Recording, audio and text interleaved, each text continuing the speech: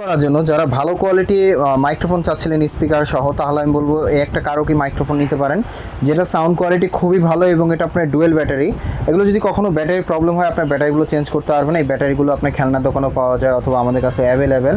এবং এখানে কিন্তু আপনার ভলিউম, ইকো, ট্রাবল সব কিছু কন্ট্রোল করতে পারবেন। প্লাস হচ্ছে আপনার এখানে আপনার টাইপ বি চার্জিং পোর্ট দেওয়া আছে, যেটা আপনার চার্জ দেওয়ার জন্য। এখানে কিন্তু আপনি মিউট করতে পারবেন এবং সাউন্ড কোয়ালিটি কিন্তু খুবই ভালো হবে।